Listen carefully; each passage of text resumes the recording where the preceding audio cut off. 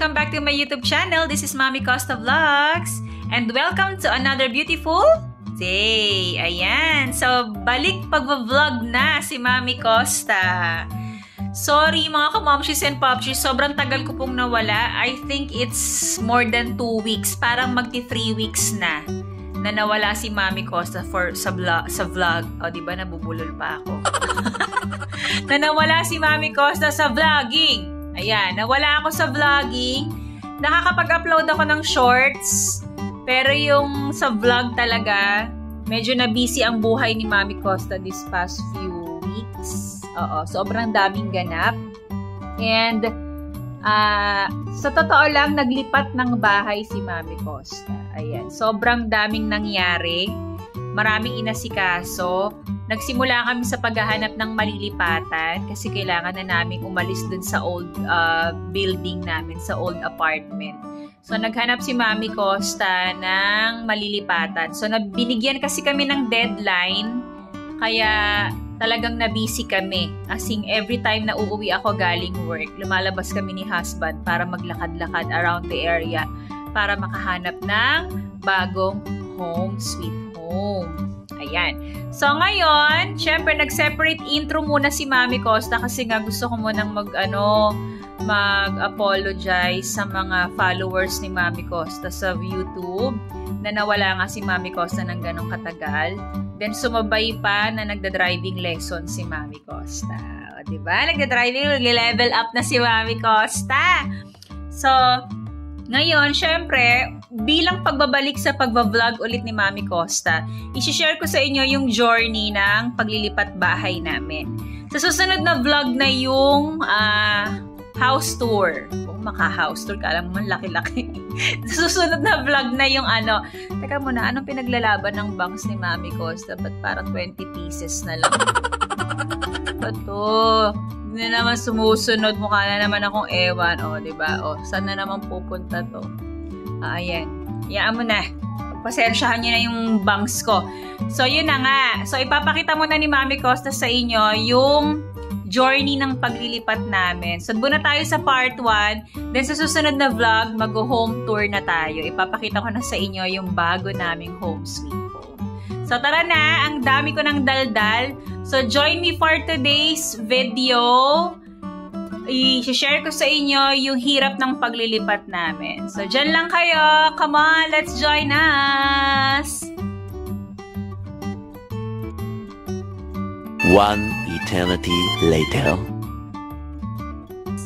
At ito na, ang araw na pinakahihintay namin ng asawa ko. Ayun si Daddy. Say hi, Daddy. Maglilipat kami ng bahay. Gusto nyo ba makita kung gaano kakalat yung bahay namin ngayon? Ayan, ilang araw na namin pinaghahandaan ng paglipat ng bahay. So, maglilipat na kami. Papakita ko na lang sa inyo dito sa vlog na to kung anong itsura nung bahay na lilipatan namin habang wala pa siyang laman. Ayan. Papakita ko yon. Then, sa susunod na vlog na kapag yung naayos naman na namin yung bago naming bahay. So, ito na yung mga damit ni Mami Costa. Di ba, kala mo basura. Naka-trash liner. Kasi, punong-puno na din yung mga maleta namin. Ito, yun. Yun lahat yung mga luggages namin ng Daddy. So, punong-puno na lahat yan. Ang hindi na lang namin naliligpit is yung TV. So, ipapakita ko nga sa inyo, paulit-ulit ako, yung magiging bahay namin habang wala pa siyang laman. Then, another vlog kapag meron na. So, ngayon, hinihintay na lang namin dumating yung tutulong sa amin na logistics team. Provided yun ng company kung saan nagtatrabaho si Mami Costa. Tutulungan nila kaming maghakot. Kaya nire-ready na rin namin yung mga sarili namin kasi napakahirap pa naman maglipat ngayon dito sa UAE dahil sobrang init. Sobrang init. As in, super init. Ay, lumabas ang Daddy sa kaya nagpunta. So, ayan. Yun na nga. Ay, hindi pala lumabas. Kala ko lumabas. Mamimiss din namin tong bahay na to. Etong building na to. Nagstay si Mami Costa dito ng 8 years. Sa building na to. Sa flat na to. So, maraming memories na nangyari. every occasion. Marami ding mga naging celebrations. Ayan. So, ngayon, doon na kami sa bagong bahay. Doon na kami matutulog mamayang gabi. Another memories to make. Mga celebrations, doon na rin gaganapin. So, excited na si Mami Costa na mamuhay sa bago naming lugar. Wow. Tagalog na Tagalog. Ay, si Daddy busy naghahanap pa ng gagawin mo. Itutuloy ko na lang mamaya yung vlog. Try ni Mami Costa na magpakita ng clips during the transferring. Pero ewan ko, bahala na si Batman kung kakayanin ko pa. Basta see you later mga kamamshis and popshis pag nandun na kami.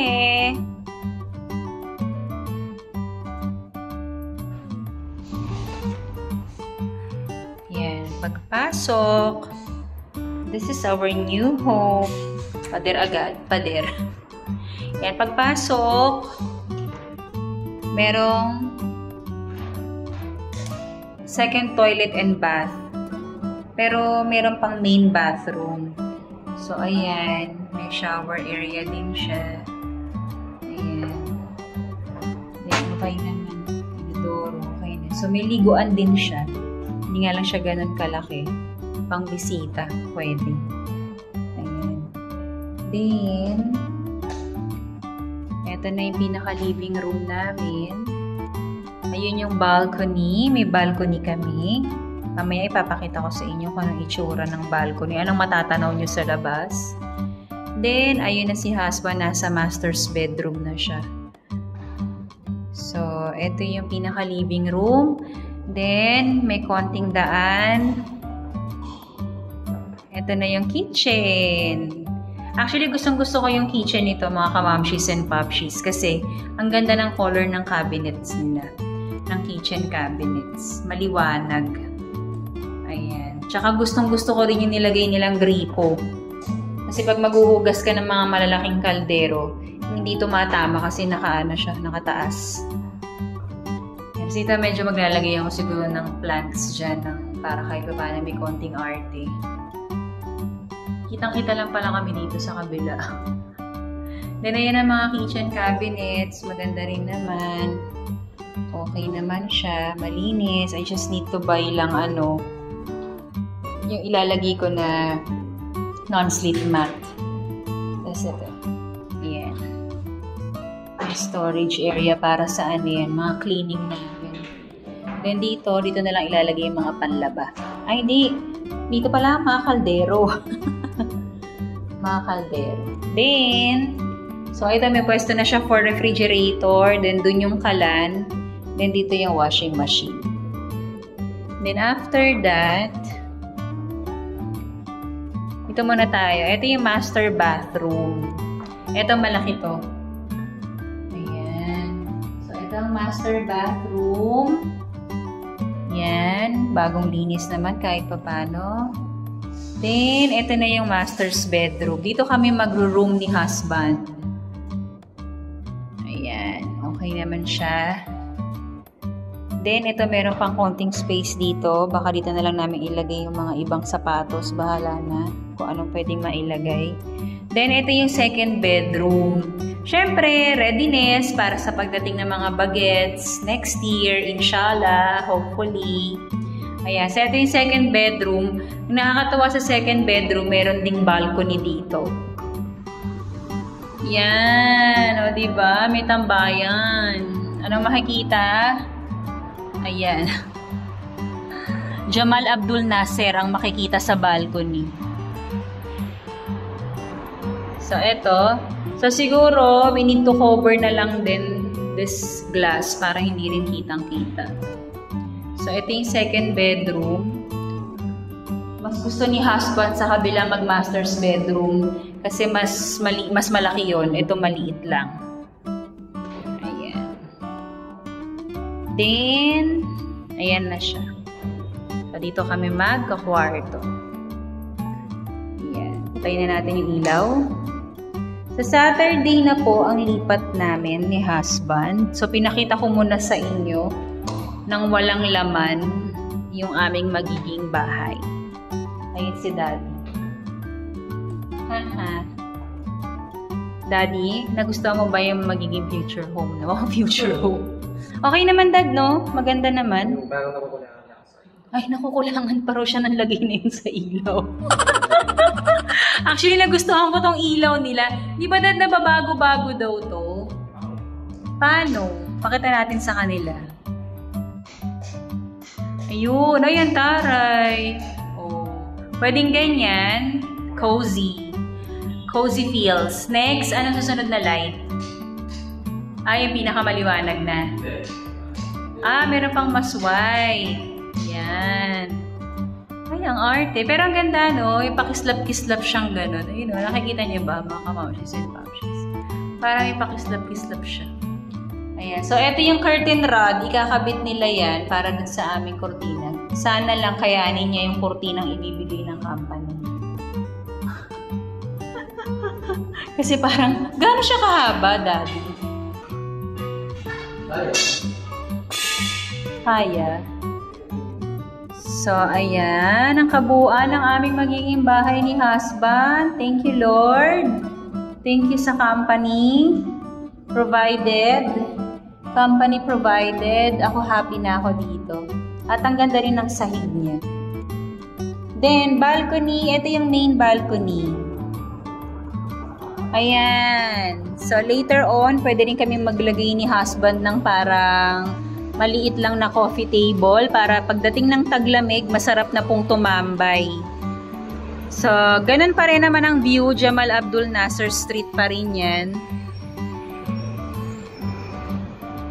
Ayan. So, dito na. May tambayan na kami. Pag taglamig, pwede na dito kung magchika-chika, magkape-kape. So, lalagyan ko siya ng maliit na coffee table and chair lang dyan. Hahanap tayo. So, diba? Yun na pala yun. Hindi ko na maisara.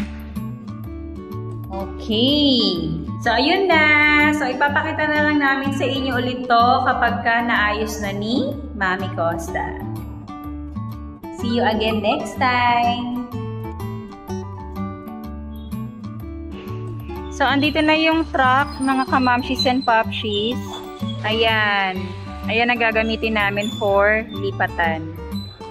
Tapos, naghahakot na sila ng mga gamit namin. Ayan ang mga gamit ni Mami Costa. Napakadami. Sobrang dami. So, mga ano pa lang to. Mga gamit sa kusina, mga damit. Tapos, yung mga personal naming gamit.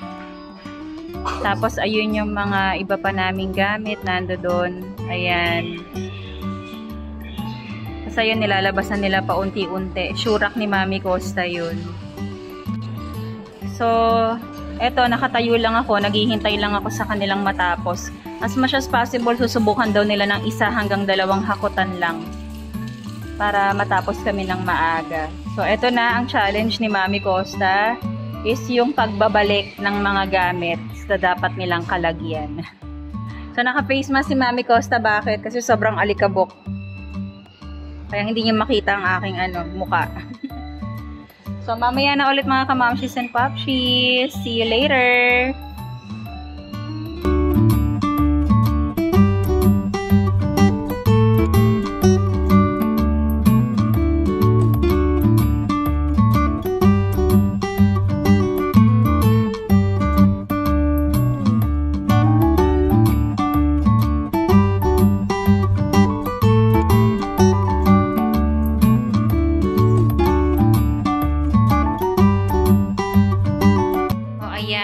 Nandito na kami sa bagong bahay.